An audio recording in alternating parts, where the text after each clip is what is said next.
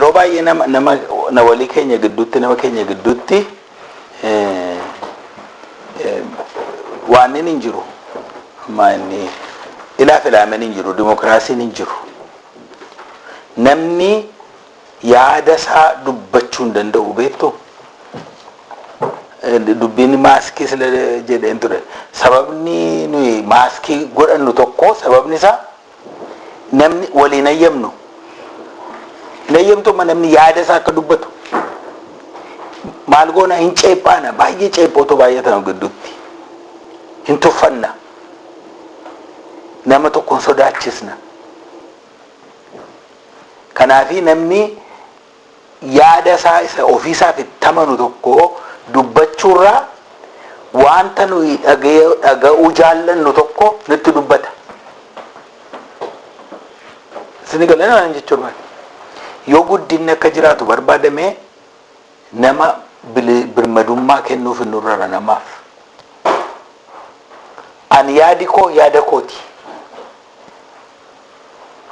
waan an hubadheerraa jireenya koo keessatti muuxannoon argadheerraa akkaataan itti guddadheerraa akkaataan itti jiraadheerraa kaaseen yaada mataa kootii formuleet godhee qaba yaadi koo yaada nama biraa wajjiniin walii galuu dhiisuu danda'a garuu yaada kooti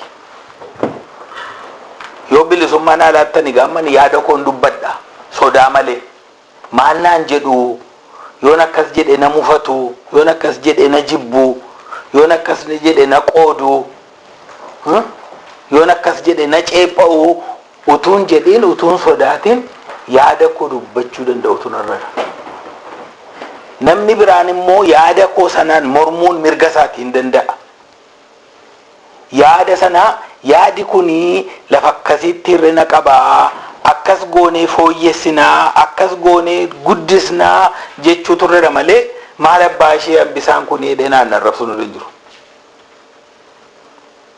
amma yeroo baay'ee isa kana waliin ayyamnu carraa waliin laannu kanaafi guddina tokko naan barbaanna ta'e waan irraa jalqabuun nurreeru namni tokko yaada isaa yeroo dubbatu itti kolfuun barbaachisu ceepha'uun barbaachisu ija hamaan ilaaluun barbaachisu sodaachisuun barbaachisu yaada isaati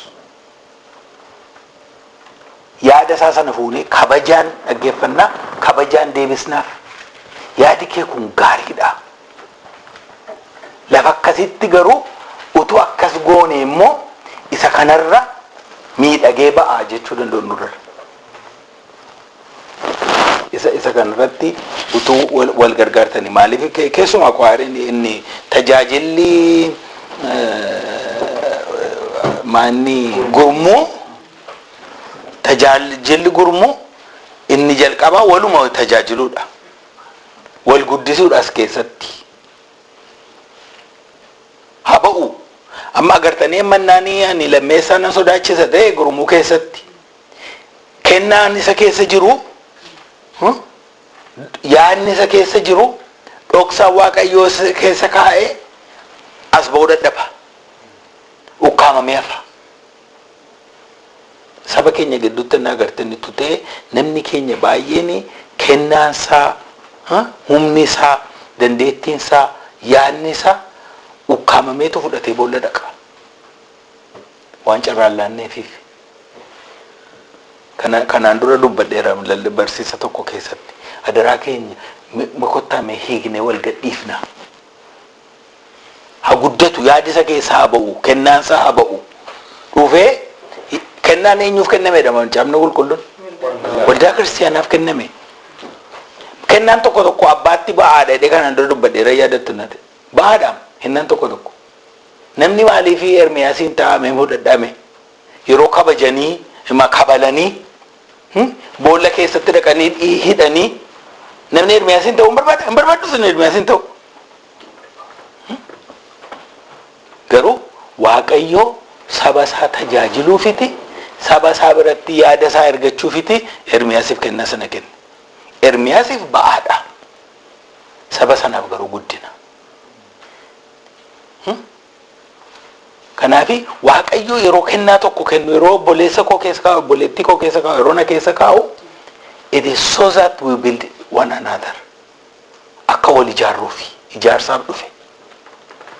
Yoo yaadi sun amma sila jedhee obboleessi keenya Waaqayyo nama nuuf akkaasu enna. Dhugaa ani yeroo baay'ee nan ceephaa kadhannaa sana kadhannicha bademini. Isa Waaqayyo nu keessaa kaase dhiitaatu nuti. Isa gadi qabaa, isa hariyachaa, qafaan kee qabi gadhooftuu nana jechaati Waaqayyo nama nu kenne. Namicha tokkotu jedhani kana lallabarratti dhageessanitti fakkaata. Lolaatu galee bokkaatu bo'ee lolaatu buunaan namichi kiristiyaana machi mana isaarratti ol ba'eetu Waaqayyo naa ergi anoo asii nama nadha ana keessaa na baaseedhe. Jalqaba bootii beektuuni bishaan irra yaa'ee dhufe kottu namichoo jennaani namichi koo jedhe maal Waaqayyo na baasa naannoo jedhe. Booda immoo helikooftariin dhufe tuu achirraati si fuunaa kottanna maal Waaqayyo na baasan Waaqayyo na abdaddeeraa jedhe. Hin hafee booda dubbiin dhumaa dhufe. Maali Waaqayyo anoo si nan abdadde maaliif na dhiifteedhe booda. Maali si erginaani jalqaba bidiruu si erginaan bidiruu diddee helikooftara si erginaan helikooftara diddee. Sini gala Waaqayyo asuma keessaa kaasa. Waaqarraa gadi buusuu nuufi nama asuma kaasa. Amma nuyi Phaawulos faa, Ermiyaas faa, Isaayyaas faa, Eliyaas faa jennee kabaja guddaan ilaalla miti. Warri isaanii wajjin turan garuu isaan tuffachaa turan bara. Isaan ceephaa turan. Hari'atamaa jedhamanii agabuu bulaa jedhanii obboloota sobduudhaan jedhamti. Phaawulos waa'ee isaa irra dubbata. Isaanuma tareeteen nama biraa mini bara. Yeroo nu bira jirtu ati ija laafaadha. Yeroo nurraa fagaatteertu garuu barreeffamni kee jabaadha ni barreessaniif jedhanii Qorontos keessatti. Waaqayyo namuma sadadhabaa akka keenyaa sana fuudheetu akka sila dubbanne akka ilaalcha namaatti nama sadadhabaa nama samaa hin baasne fuudheetu transform godhee geeddaree Kiristoos karaa Yesuus Kiristoos isa dhalchiiseetu fuudhee yaada isaattiin hojjetata. Kanaafi jalqaba respect one another as jira. Phaawulos asuma jira, Dibooraan asuma jirti. Asteer asuma jirti. Waaqarraa gadi hin buune. Asuma. Isa kana gochuuf immoo yaada walii keenyaa kabajnu. Ha dubbatu namni yaada isaa hin ceephaanu. Ha fidu. Waaqayyotti dhimma ba'u. Aduutta ba'u yaadisa. Dhufee nu haa fayyisu. Kuni ani akka laalcha kootiiti it is really important. Egaa kun ofii ilaalu isa sila inneedhaaf. Waaqayyo obboroo yeroo hundumaa araarri isaa haaraadha. Humni Waaqayyo hin geeddara. Isa du'ee du'aa kaasa. Eega ta'ee hambisaa isa dadhabaa Waaqayyo geeddaree karaa isaa gaarummaa hojjechuu ni danda'a. It's not about hambisa now. It is about God. Isa gochuu danda'u sana. So let us give him that chance. Carraa sana laannaaf Waaqayyo gidduu keenyatti hojjetu. Waliniinu. I think inni kun barbaachisaa natti fakkaata naan. Kanaaf Phexros addanatti yeroo deemu isa durii sana jedha. Mee ilaalaa lakkoofsa 13 irratti. Kanaaf mudhii yaada keessanii jabeeffadhaa. Tokko 13 nan dubbisaa jiru. Warra of qaban ta'a. Abdii keessan guutummaatti ayyaana isa yeroo Yesuus Kiristoos mul'atutti isiniif dhufuurra kaa'adhaa. 14 irratti akka ijoollee abboomamanii ta'aa malee kajeellaa foonii isa bara gowwummaa keessanii duuka hin luucca'inadha. Phaawulos immoo iddoo biraatti maal jedha? Yeroo darbe kana dubbifneerra. Duraanii nuyi Kiristoosiin yoo akka namummaan mul'ateetti heegneerra yoo ta'e jedha. Har'a garuu akka ittiin hin eegnu. because Yesuus amma namicha isa lafarra deemaa ture sana duwwaa mini isa du'amoo du'aa ka'eedha maqaa Waaqayyoo ulfaatu. Namni immoo Kiristoos Yesuus keessaan eegate haaraadha. Kanaaf yaada keenya isa durii sana isa gowwummaa sana dhiifneetu akka yaada Kiristoositti akka yaada Waaqayyootti walii ilaallaa carraa walii ilaannaan jedhan. Waaqayyo sinaa eebbisu. Gaaffii danyaa jiraate gaariidha garuu ani inni kun yeroo isin haasoftan yaada qorraanta tureef kana dubbadhe. Waaqayyo sinaa eebbisu fayyadataa. Al tokko jeneraali waa'ee waldaa kiristaanaan dubbadha asuma walitti qabame waan tajaajila keenyaa walitti jiru. Amma sanyii dubbiidhaan gaddaa amma asirratti kaa'amne sanbata guddaa darbe akkam inni yaadnetti nuun taane tajaajilli keenya. Waldaan kiristaanaa yommuu yaada kennanii dhimma isaanii godhanii miti kan isaan yaada kennan. Isaan warra fudhatan ta'anii nu warra laannu ta'ee dadhabbii isaa yookiin hanqina isaanirra kaa'aniitu dubbatu. Nu immoo hundumti keenya immoo hojii tokko hojjenna. Akka hafuuraatti yookiin akka teoloojiitti yeroo nu barsiisan jechuudha. Inni faarfatus, lubis, warri kadhatanis, warri diyaaqonis, eenyumtuyyuu waldaa kiristaanaa keessa kan jiru amantoonni hundumtuu dhaabbatanii duukaan faarfatin malee faarfannaa kootiif Waaqayyoon duratti naa dhiyeessuu qabu. Tajaajila jiru hundumaatiif itti gaafatamummaa baachuu qabu. Mee fakkeenyaaf ayoonnoo akkasinitti naa deebistan akka itti deebi'u iyyuu hin beeku. Inni kun akkamittiin walitti simamuu danda'a? Amma gaafa nuti achirratti rakkannee nuu ta'uu didee nutti toluu didee of ceephaa buunu jarris akkuma keenya gaddanii Waaqayyoon duratti dhiyaachuun kun akkamitti nama keessatti toluu danda'a? Yaada kanan na rakkisa. Yaadi kee qooda quba nutti qabanii yookaan qooda quba tajaajiltoota warra pulpitira dhaabbatanii waa'ee sanaaf yaalanii tariin jechuuf iddatti qooda quba qabanii akkamittiin ba'aa sana wajjiniin hirmachuu inni jedhamu keessatti uumamuu danda'a bifattamitti dhufuu danda'a waan akkasii. Tarii jarri suni rakkataniiru dhamaaniiru qophaa'uudhaaf garuu hin taanee fedha intanitti simbata. Qooda kana balleessan jedhanii akkamitti simbataayizii gochuunii fi kadhachuufiin yookaan illee karaa tokko illee deeggaruun akka keessatti uumamu ta'uu danda'a.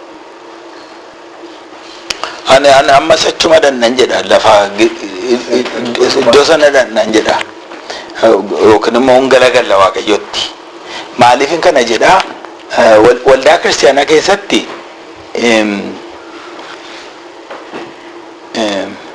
gooftaaf garbichi hin jiru miti. Gooftaan Kiristoos isa duwwaadha. Hundumti keenya immoo garboota Kiristoos. Inni iyyuu garboota koo isiniin hin jedhu isin obboloota kooti jedhe. Amma garuu yeroo namni gara isa gidduu sanaatti gara Kiristoos Yesuusitti hojii Waaqayyo karaa Kiristoos Yesuus hojjete hunduma keenya walitti waame. Hunduma keenya immoo gaarummaa isaa sana akka odeessinuuf akka himnuuf waamicha sana afaan isaa taane kotta Waaqayyo wajjiniin araarama jenne akka waamnuuf akka nu waame yoo hubachuu dadhabne gooftaa fi garbicha wal goona. Wal hubachuu sana dhibachuudha. Egaa isa kana keessatti amma sanii itti gaafatamni isin bira jira. Isinirraa jalqabuu mala jedhe yaada. Maaliif kwaayiriin yeroo baay'ee waldaa kiristaanaa keessatti lafa humni hubate tokko humni hafuuraa Waaqayyootiin lapheensaa jaalalaan qabame tokko lafatti wal ga'uudha. Isa kaan caalaa iddoo kaan hin jiru jechuu koo miti. Garuu isa kaan caalaa namooti aarii sana qabanii namoonni jaalalli sun jireenya isaanii qabe. Isa sila jaalalli Kiristoos nu qaba jedhe miti. Jaalalli Kiristoos kan qabe kan jiranidha. Egaa jarreen kuni isuma silenne Waaqayyoon kadhachuu, Waaqayyoon barbaaddachuu, birmadummaa fi bilisummaa isa Kiristoos Yesuus kenne sana keessa sirriitti jiraachuu. Isarraan kan ka'e immoo warra kaan boojjachuu jalqabu turreera. Yoo kana achi garuu namoota makaanikii beektu nama makaanikii ta'e inni kun makaanikii faarfataadha, inni sun makaanikii geggeessaadha, inni kun makaanikii administreetiidha, inni kun makaanikii lubaa. Garuu ooyiliin sun keessa hin jiru. Dubbiin hafuuraa sun dhufee jireenya isaanii hin raasne, jireenya isaanii hin jiisne yoo ta'e amma isa addana jiru waan luba eegan luba ta'eeti lammeessaan naaf ajajamuu jira deeman yaadani yoo dubbiin isaa yoo garuu jireenya koo dhufee raasee yoo afurri qulqulluun dhufee jiise ani akkan isa tajaajiluufan addana jira. Waaqayyoo akkan isa tajaajiluufi as na kaa'e ulfina waaqayyo irraan kan ka'e waaqayyoon safeeffachuudhaafi obboleessa koo akkan gargaaru akkan kadhadhuufi akkan geggeessuuf akkan na kaa'e jedhee yaada jechuudha. Kanaaf garaan koo gara isaaf gadduutti gara laafinaan isaaf yaadutti deema garaan koo. Isin galeedhaan waan jechuu barbaade. Egaa dubbiinsaa isin biraa jalqabu. Isinis quba qabuu sana dhiisaati isinis asiin jalqabaa dabreertu kanaaf. Isaanitti akkasii dubbachuu hin danda'u asin jiran. Isin quba qabuu sana dhiisaati warri jaarsoliin kun warra dubbiin hin galleeffachuu sana dhiisaati fuula waaqayyoo jilbeenfadhaa. Jaarsolii sanaaf kadhadhaa. Akka jaalalli waaqayyoo isaaniinis gara gidduu sanaatti akka hin harkifatu. Namoonni maal jedhu akkas sarkilii akkuma kana waan naannoo tokko jedhu walakkaa isaa giddu galeessa waaqayyootu jira. Amma attaminnaa goonee namni walitti siquu danda'a. Walitti siquu naa barbaanne. Hundumtuu waaqayyootti siqe. Agarteetti. Amma na giddu galeessa lafa baaboo sana ilaalame gidduu sana. Achi gidduu waaqayyoo tennaan hundumtuu na achi siqe maal ta'a? Waaqayyo duwwaatti siqamanii walii isaatitti siqa. Miti gara gidduu sanaatti. Kanaafi let's go gara gidduu sanaatti gara waaqayyootti siqna. Hin kadhannaafi nuyis iji isaanii abanamu nuuf hubatanii nuuf agaddanii nuuf geggeessanii dhufanii wajjiniin kadhatanii dhufanii nu jajjabeessanii jabaadhaa. Isa sana barbaachisaadha. Waan tokko garuu waan hin dubbachuu barbaadu maal? Nuyi namoota. Namaaf immoo dubbiin gaafiin guutaa gaafiin immoo guutu. Wanti itti qophaa'anii itti dhamaanii dhaqan tokko gaafa inni namaaf ta'u jira gaafa inni hin taane jira. Isa kana immoo hubachuun nurra jira. It is okay. Ani qophaa'ee lallabuuf dhaqee fuula waaqayyootti kadhadhee macaafa qulqulluu koo qaraadhee qophaa'ee yeroon dhufu immoo yoo inni wallaa qabachuu dide it is okay. Eenyutu kanaa fedhee na fannisa? Anuu bilisa beera. Du'as taanaan jireenyas taanaan si'oolis taanaan jaalala Kiristoos ittiin nun baasuudha miti Phaawulos Roomaa 8 irratti. Kanaaf it is okay. Qophooftanii yoo ta'u baate waaqayyoof galanna ta'u jettanii isa sanas simachuu danda'uun barbaachisaadha. Maaliif nama waan taaneef hin guuta gaafi gaarummaa yaaddanii maatii keessan ofuma keessaniif kan waan gaarii kana godhatanii yaaddaniitti qophooftanii deemtanii gaafa inni ta'uu didu ta'ee hin beeku. It's okay. Dubbiin garuu nuyi dagannee waan gochuun nurra jirurraa of hin hanqisin. Isa sana natti fakkaata. Deebii kee deebiseera ta'ee gaaffii kee deebiseera ta'ee hin beeku garuu. Lachanuyyuu. Sagalee waaqayyo irratti iddoo silaa I don't know. Maaliif gaaffii natti uume maaliif Phexrosi gooftaan keenya Yesuus Kiristoos yoo na jaallatu ilmoolee koo eegii jechaanii ture. Waldaan kiristiyaanaas immoo ala sana turte itti gaafatamaa kennitee fi Yerusaalem kan ta'aa turedha sagalee waaqayyo miti. Garuu as dhufeetu maal jedha iddoo tokko of arguu dadhabuudha. Administreeshinaali gizee ol na fudhachuu diti. Maaliif namni kun nama jajjabaasee waldaan kiristiyaana gara isheenitti deemtu waaqayyo aboo kenneefi.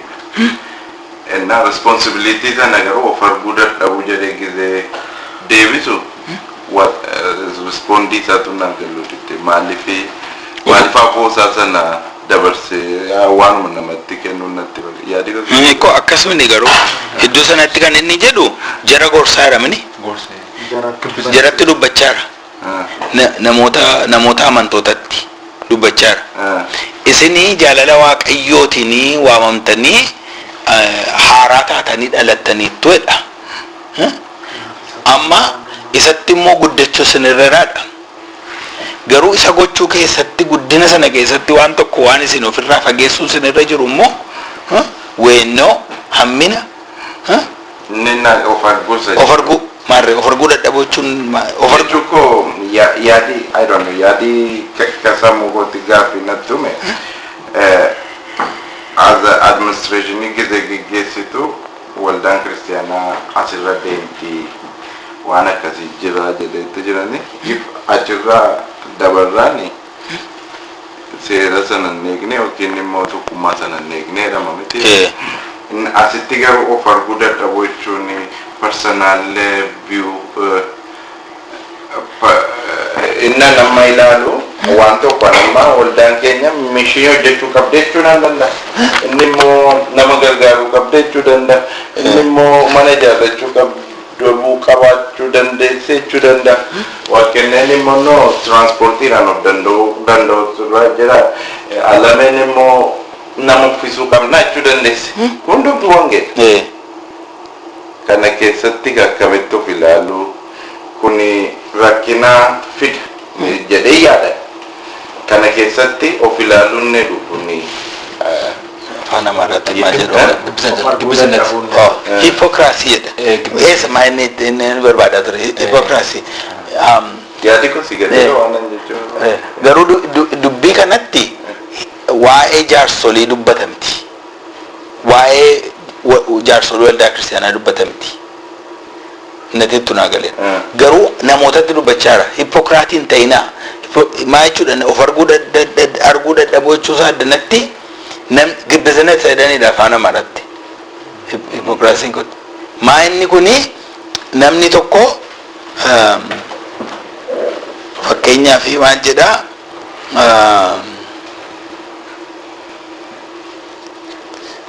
namni machaa'uun irra hin jiru jedha ofiisaaf garuu machaa namni sobuun irra hin jiru jedha ofiisaaf garuu soba amma gaa kuni waan inni jedhuu fi waan inni jireenya koote dhee of mul'isuu fi waan inni jiraatutu wal arguu dadhaba of arguu dadhabu maaskiidhuma jechuudha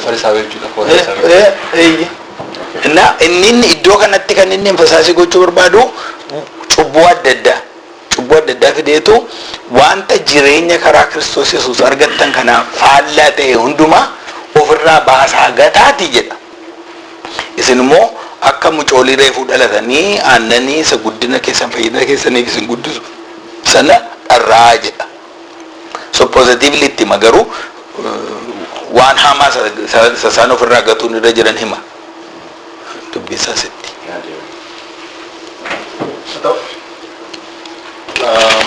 waaqayyoon baay'ee galateeffannaa yeroo qabaanne hundumaatiif